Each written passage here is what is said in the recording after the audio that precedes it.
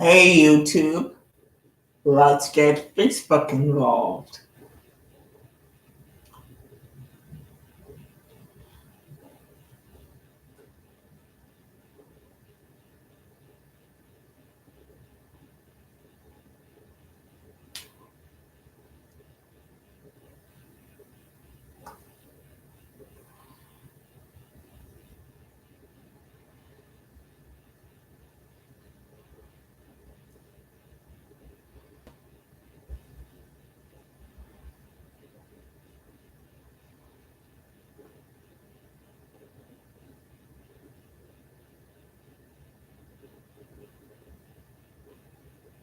Hey YouTube and Facebook.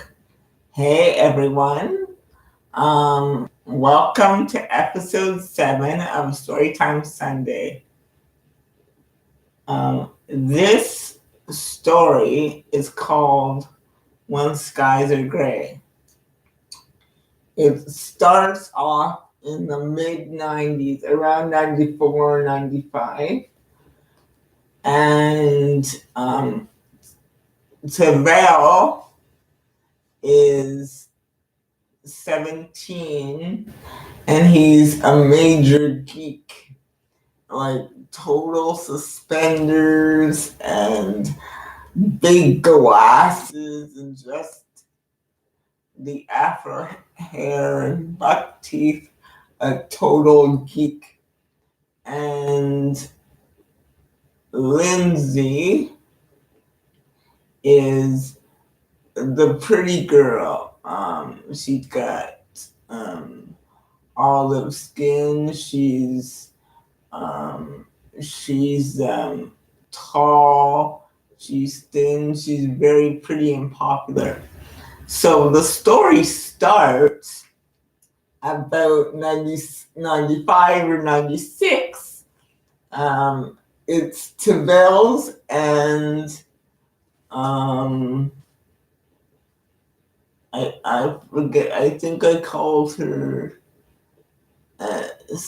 Cindy, or so if I didn't call her Cindy, her name is Cindy now.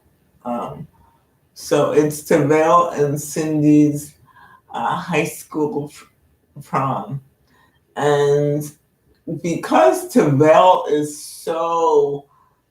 such a geek, he gets bullied and picked on a lot. So if this were a movie, Tavell would be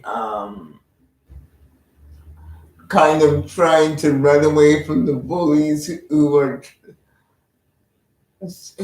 trying to stuff his head in the toilet and really just trying to make his life a kind of a nightmare.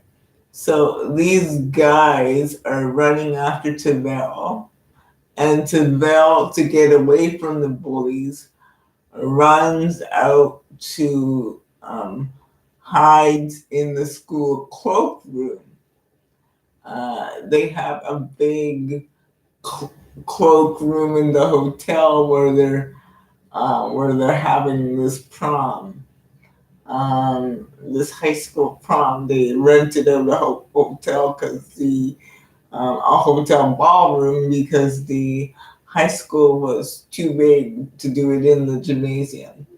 So this geeky guy and this popular girl, who she's been looking forward to her prom forever, but now that it's here, uh, the the most popular guy on the football team asked her out, but when she came, she found that he was making it with another girl. So she's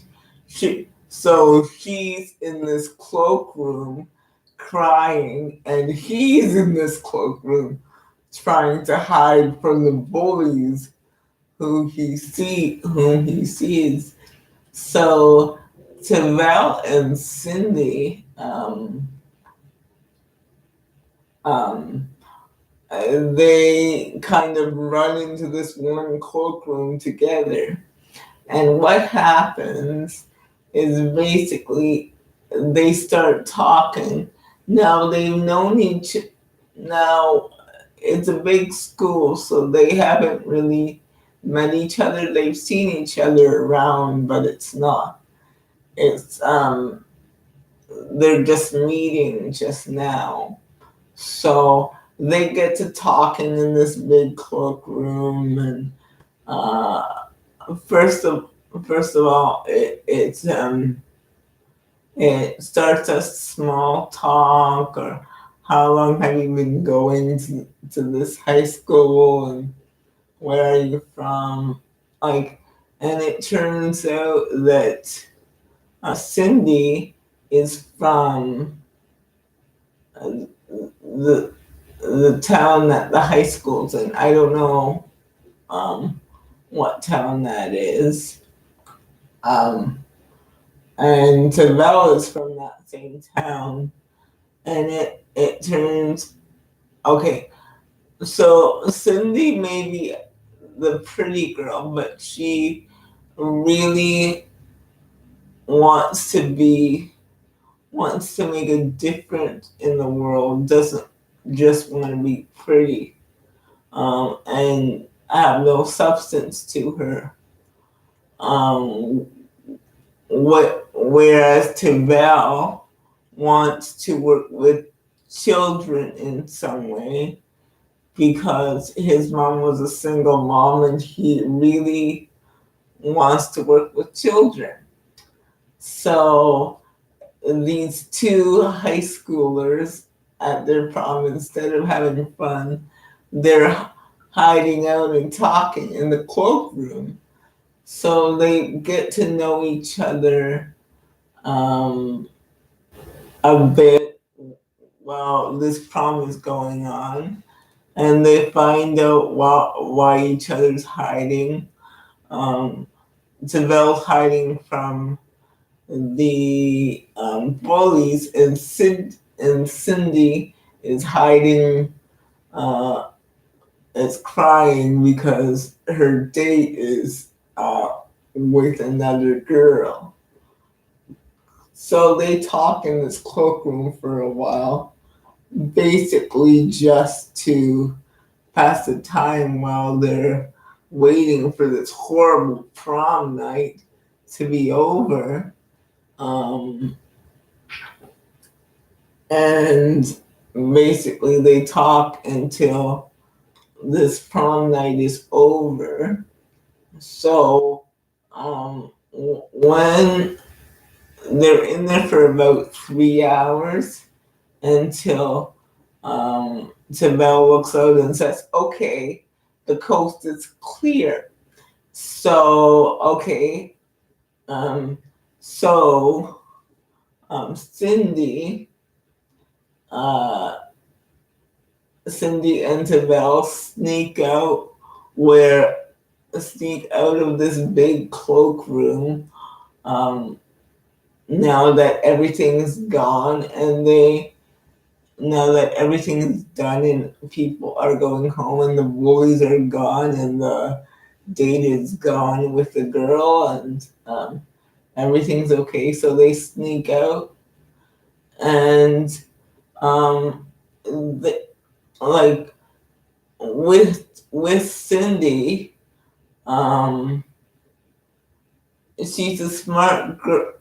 She's a pretty girl, but as I said, she really wants to make a difference in the world, but she's afraid to be who she really feels that she's called to be because of what people may think of her, what people may think about a pretty girl wanting to make a difference and um, use use her influence for good instead of just to look pretty. And then uh, with Tavell, as I said, he really wants to make a difference in the lives of children. So in talking in the cloakroom, let me go back for a second, in talking in the cloakroom, they really get to know each other and really get to encourage each other to be their authentic selves. And there is a friendship connection uh, between them that forms that night, and they each walk away from that cloakroom and that prom uh, feeling that although the night was horrible um, with the things that happened, that there was a special connection between them and that night. So they say goodbye and they both go off to college. She one day, um, one day she's taking this boring English program that is a general program for people who don't really know what they want to do. And he goes into social studies to be a social worker. Um, and one day, her university um, like catches fire. The boy, the boiler room catches fire, and because Cindy doesn't know what she wants to do,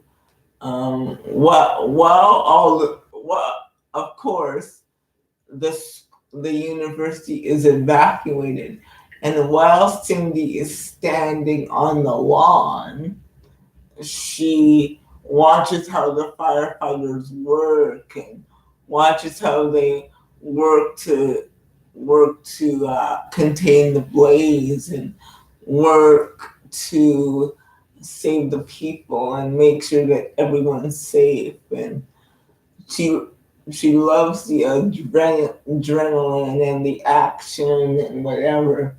And that moment, a seed of purpose sparked within her, seeing those firefighters um, really, um, really work for, really contain the blaze and really manage the situation. So, so it was that day um, she decided that she wanted to be a firefighter. So what she did after the blaze was contained, she went over to the captain on the scene and said, how can I do what you do? What courses do I take? So he told her the courses to take, and he told her to come by the fire station and to check out what they did. Um, so she came by, and when she entered the firehouse, she was so enthralled by what they did and how quick they worked to get to the fire. And um, so from, from her first visit to the fire station, she really, um, really knew that she was meant to be a firefighter. So from that moment on, she took courses to get her um, ready for firefighter training. So she took the right courses, and when she could, she took the right uh, training for a firefighter. She did a physical. She did all the things to become a firefighter. So um, while she was in her last year of um, becoming a firefighter, her last year of school, who does she run into when she comes home? Tavell. Um, actually, no. So she wants to, because her town is so small, she wants to work for something bigger, because her town doesn't have a really they have a firefighter department, but it's not really big, and she wants to go somewhere with more action. So she discovers that when she gets her training, she wants to work for a bigger fire department. So she asks if she can, if there's any possibility she can transfer to New York. So, and she, through circumstances, she finally gets to transfer to the New York City Fire Department. And unbeknownst to her, her friend Tavell from high school is working in the Children's Services Department um, for New York City, helping foster children find homes and, dealing with cases like that with foster children. So, at, well, it's her, it's her first day of training in New York, this new city, this new firefighting department and everything. And it's his first day at this new job as a social worker with the Department of Family Services in New York City. So they meet at a restaurant at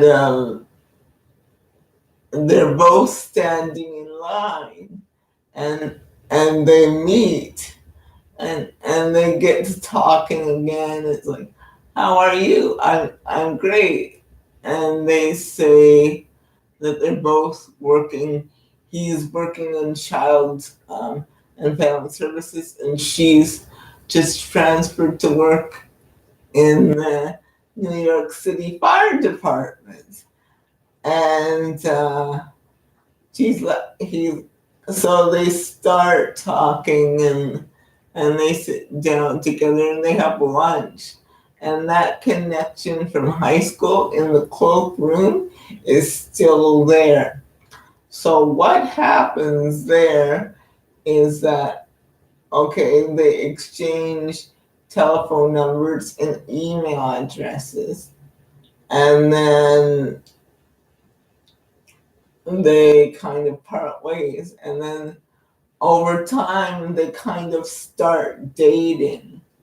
Cindy and Tavell start dating, and they kind of it's kind of they kind of fall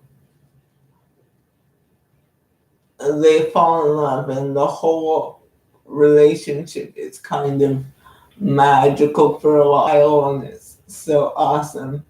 So he's got a new job, she's got a new job with the New York City Fire Department, and he's working with the Children's Services Department, and they're dating, and it's wonderful.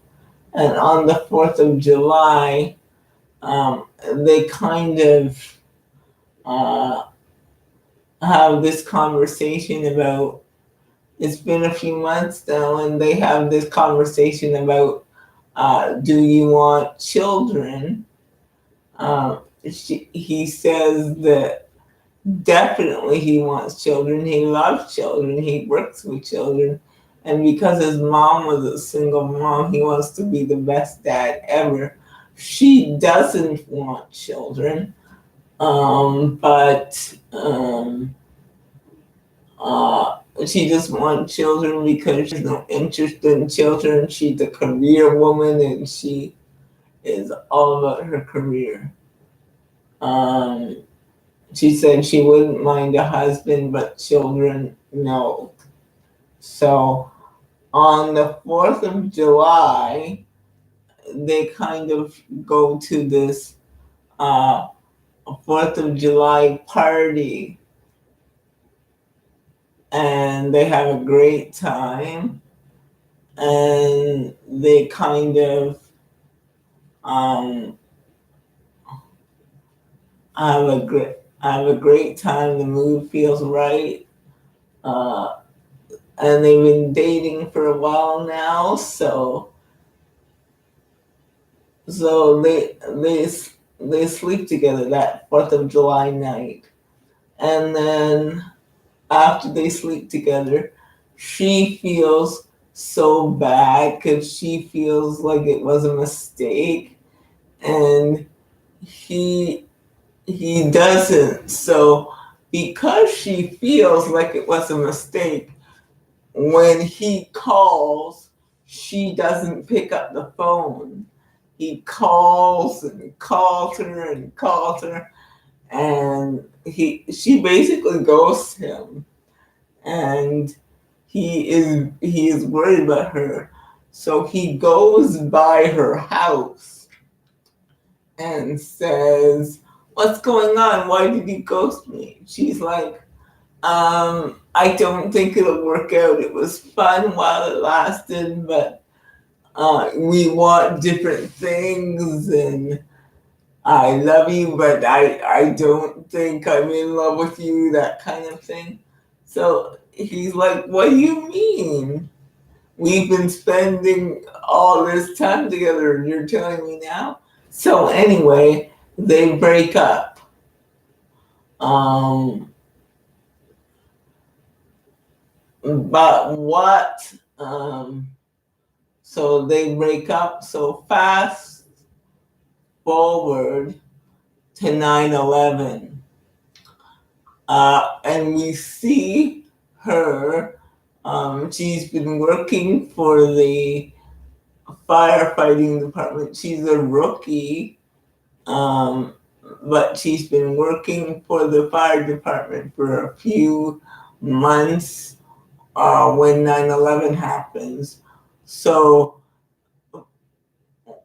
we see now that she has a baby girl, and she named the baby she named the baby girl Gray.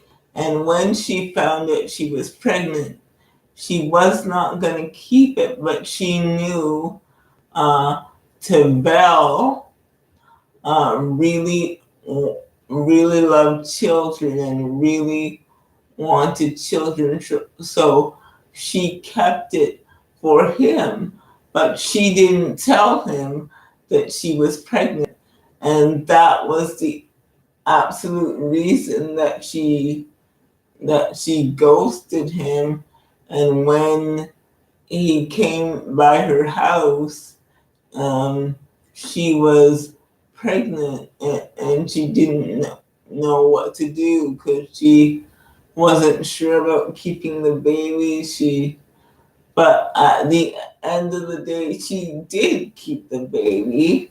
And that morning, before September 11th, that Tuesday morning, she waved goodbye. Cindy waved goodbye to Gray and left Gray with her grandma. And that morning, she ran into the buildings, and unfortunately, she was killed in the 9/11 attacks. So, so fast forward about 10 years, That was in 2001. So fast forward 2011, um, Greg Tavel is now one of the lead social workers um, for the Department of Children's Services in New York City, and he he's feeling very discouraged because there was a case where he missed all the signs that this little boy was being abused. Everything checked out, but something in his gut said something wasn't right. Um, and he ignored that, and it turned out that the little boy, that his client was killed because he was um, murdered by his parents. And that murder devastated him because he was so close to this little boy. Now, that spawned him into kind of a depression. He's like, what am I doing?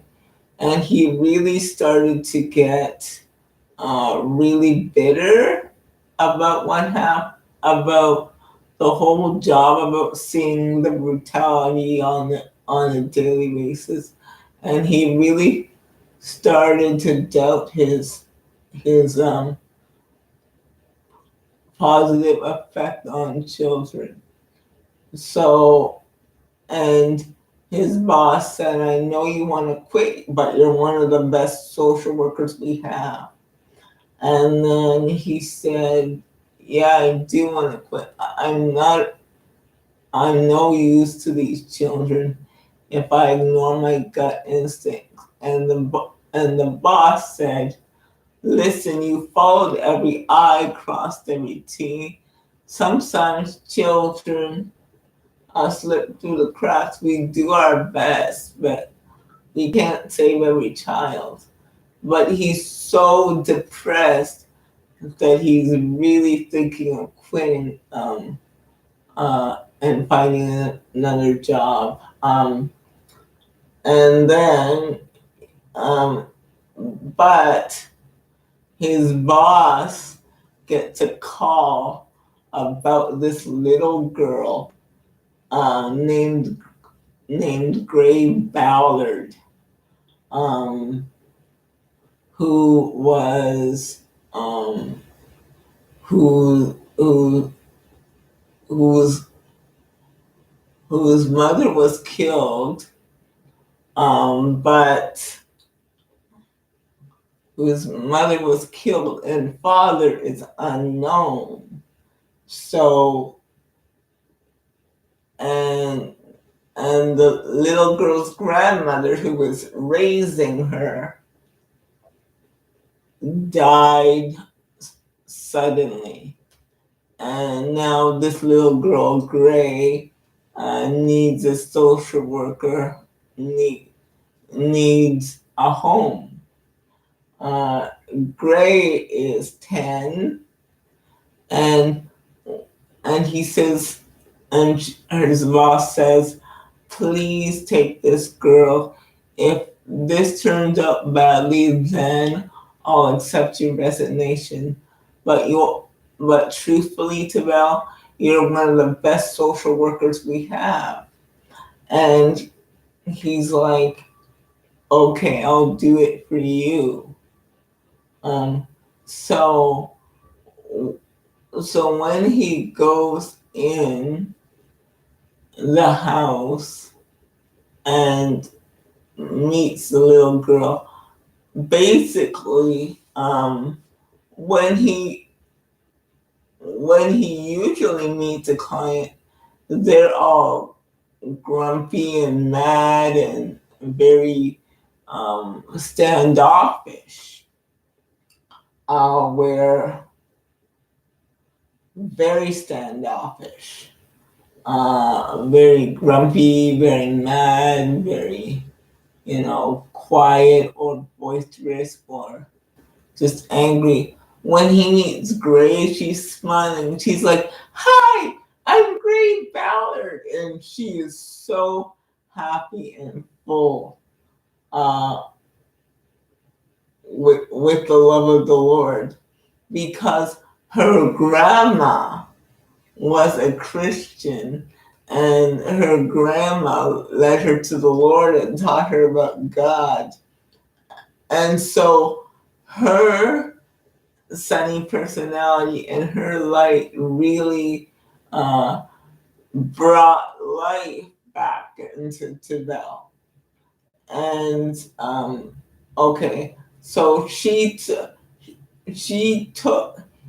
Belle took her to the foster home, and there was something about this foster home when he took her there. All the paperwork checked out and everything checked out, but something happened. Not something happened. He got an instinct that this place wasn't right. That the paperwork all filled out, and they went through all the foster care checks, but something wasn't right. And the last time he ignored the gut feeling, the little boy ended up murdered. So this time, what he did was after the foster parents went inside, he gave Gray his card and and said, "Okay, if there's any problems, call me." And he wrote his cell phone number on the back, says, "Call me anytime." And to give out your cell phone number is uh, a violation of policy, but he didn't feel right leaving her there, but he had no choice because the paperwork checked out, everything checked out. They went through the myriad foster care checks, but something to him wasn't right. So what happened was in the middle of the night, um, he heard his cell phone ring, and when he picked it up, it was Gray, and Gray said, "Can you come and get me?" And he said, "What, Gray? What happened?" He's, she said, "One of the older boys came into my room and tried to hurt me. I kicked and screamed and got away, but now I'm in the hall because I'm afraid he'll hurt me again." And he said, "All right, Gray, I'm coming." So he drives to the foster home, picks up Gray, says, "You'll be hearing from uh, the children's agency, and your foster license will be revoked." And he takes Gray's hand and gets her out of there. Now, keep in mind that this is 2 in the morning, and what happened was he didn't have anywhere else to take her but to his home. That was it was a breaking of protocol, but what was he supposed to do? It was late, and there was nothing to really be done about it. So he took her to his home, and he said, um, so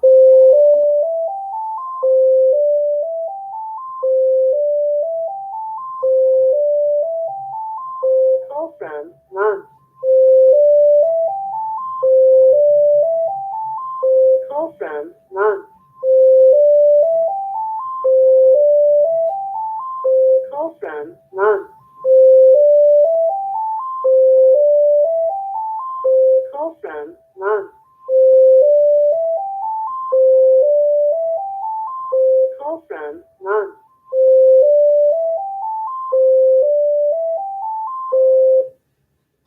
So he took her to his home until Monday, until she can find a proper new foster home for her.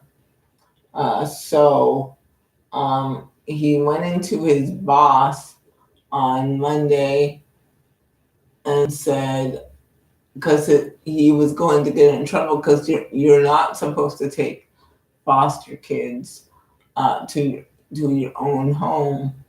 But he said, I have no choice. Uh, and he said, what's going to happen to her now? She's like, well, we're going to have to place her in uh, a temporary foster situation, uh, and then we'll. She's a ward of the state because she's a ward of the state because she doesn't have parents or a guardian, so she'll just have to go to a temporary foster home. So he looks at Gray and said, why can't she stay with me? Uh, and his boss says, with you? Well, um, he said, yeah, with me. I have an extra room. I'm okay to take a child. It's like, well, I don't think that's appropriate because she's your client. That would be getting personally involved. And um, he said, would you rather her get moved around from foster home to foster home until we can find a permanent situation for her, which might not happen? He says, look, Gray is one of the most happy, well-adjusted children I've ever seen. Her grandma raised her right until she died. And I don't want to see Gray um, end up jaded and angry because she's been moved around from foster home to foster home like the thousands of other children I see every day. He's like, please let me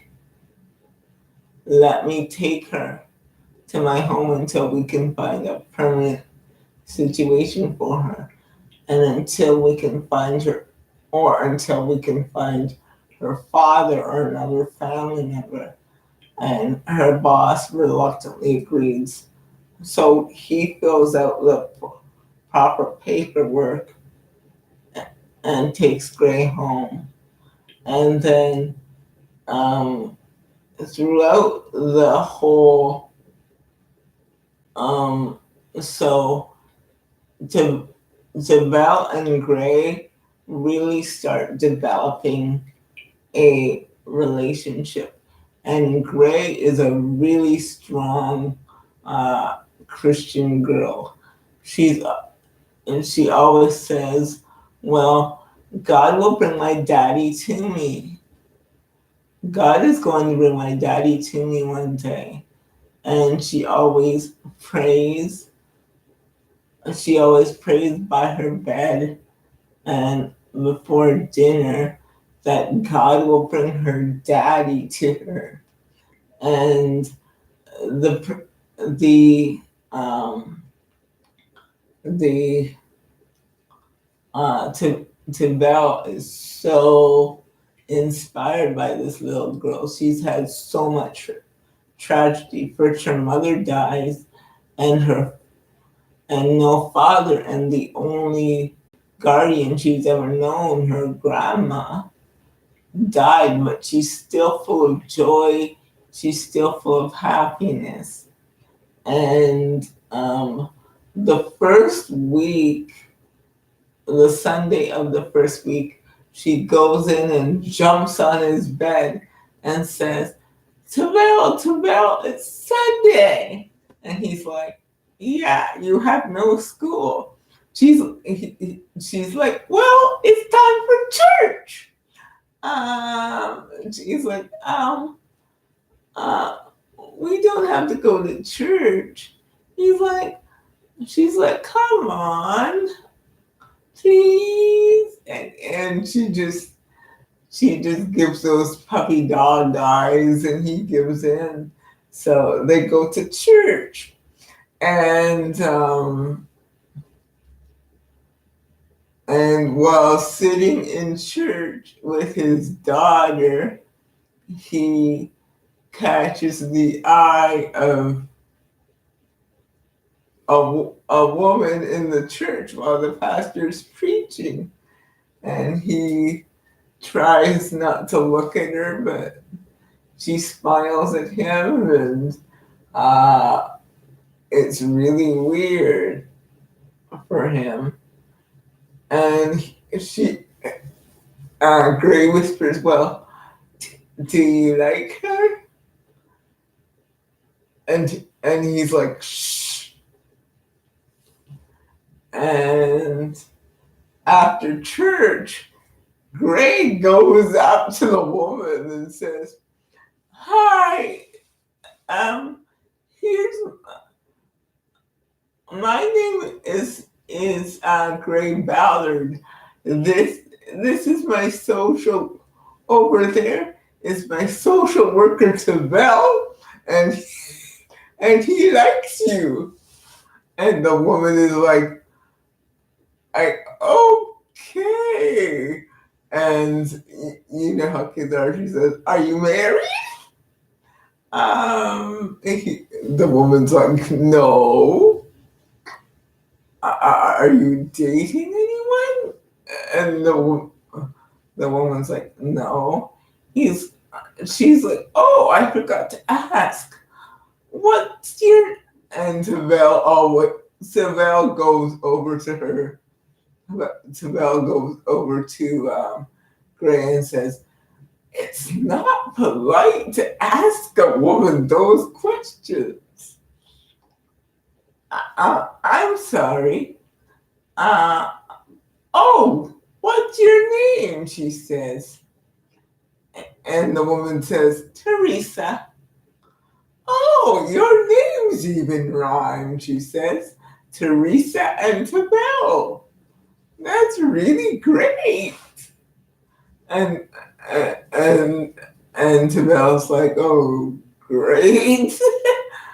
He's like, I'm so sorry. She doesn't know what she's talking about. And Gray goes to the woman. How old are you? Tabell is 36.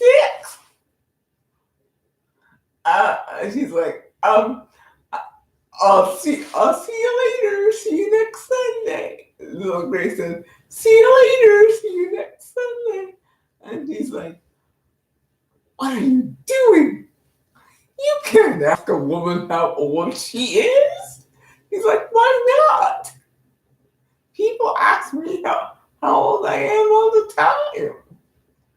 It's like, well, you're 10, so that's why. Just don't embarrass me again. It's like, okay. And okay. So the next week, they meet this woman at church again, and because of Gray's scheming, she gets in. And she's like, hey Teresa, want to come over for dinner? We have what? And Teresa's like, oh. And he's like, oh, okay, shouldn't we ask your dad first? It's like, oh, Tabell's not my dad. He's my social worker. Oh, and like Tabell doesn't want to look stupid. He's like, sure. If you want to come over for dinner, you can. And she's like, all right. And okay, so the woman comes over for dinner and they have a nice dinner together. So, aside from the woman and Tavell and what's going on with Tavell and Gray, they get closer and closer together. They develop a bond and a really a real strong love for each other, Tavell and Gray. Um, she brings light into his life. She brings joy into his life. She brings peace into his life, and she brings faith back into his life. And she always says how God is going to bring her daddy back to her, and how God is going to find her daddy. And every time Tavell hears this, he's like, "Oh, poor kid. She's so jaded. She's so optimistic, but things are not going to work out. The guy is probably a loser and whatever."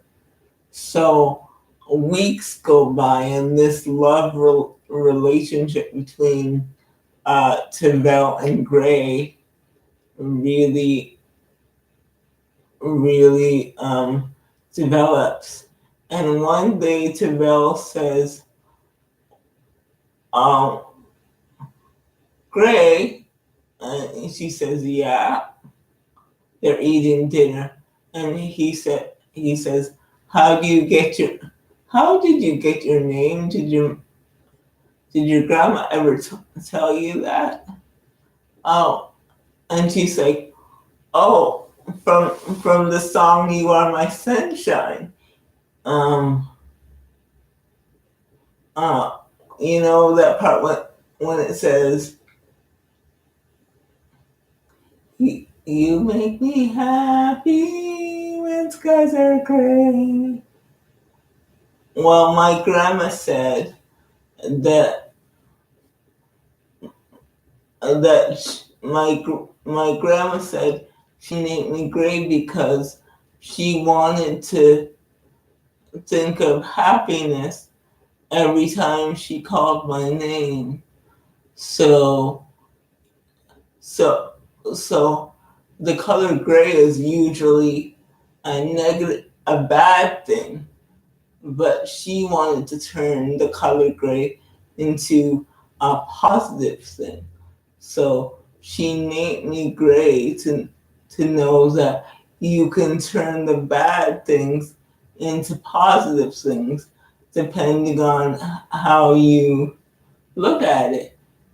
And he's like, "Oh, wow, that's a good reason to name someone Gray."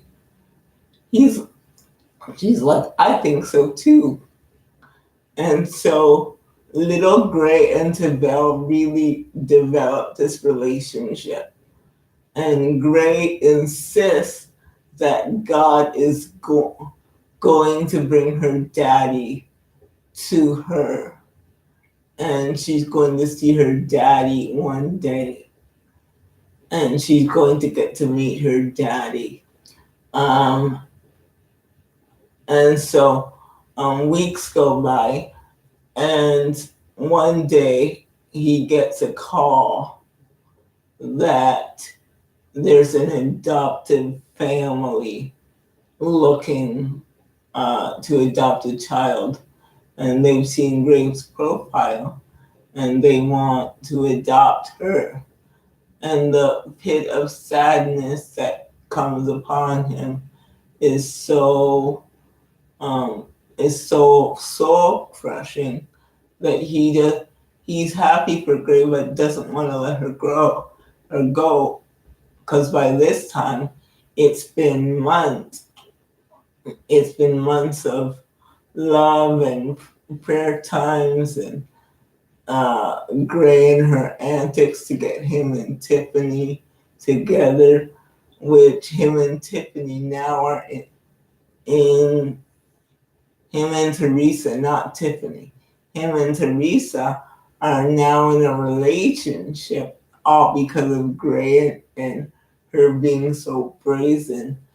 And and he loves going to church again with Gray every Sunday, and he doesn't want to lose her. But at the end, he's legally not responsible for her. He only applied for temporary guardianship, and he was only granted temporary guardianship of Gray. And his boss said to she said, "Are you there, Tabell? Are you there? Are you there? Hello, hello." And Tabell said, "Yes, I'm here." And his boss said, "Well, in order for us to fill out the paperwork, we need to find out who Tiffany's father is so that he can sign over his rights or decide to keep Tiffany as his own." And he says, "Yeah, I'll get right on it." So he looks at the computer. When he's at work on Monday, he looks up the computer at Tiffany's file, and it turns out that he was speeding. When he got Tiffany, he only read up on her. He didn't read up about her mother because at the time he was so depressed, he didn't look carefully at her mother and all her information. And as he looked at the information on her mother, it turned out that Cindy was her mother's name, and Cindy grew up in the same town that he had grown up in. And it turned out that when he looked at the name Cindy, he realized that in all the time that they were together, that he didn't realize that her mother was from the same town that she was in, and her mother's name was Cindy. And because Cindy is a common name, he didn't put two and two together. So, and he looked up the last name, and Cindy's last name was Ballard. And he's like, Cindy Ballard is her mother's name, and I knew a person named Cindy, but I didn't remember her last name. So he looks up her mother's picture, because it was only just a face. Like it was not a face. It was only a name on the photo of her mother. So he looked up Cindy Ballard, and it turned out that Cindy Ballard was his ex-girlfriend that ghosted him years ago. And then he looked up Gray's birthday, and he counted back 3 months, and it matched with the time that they were together that one night.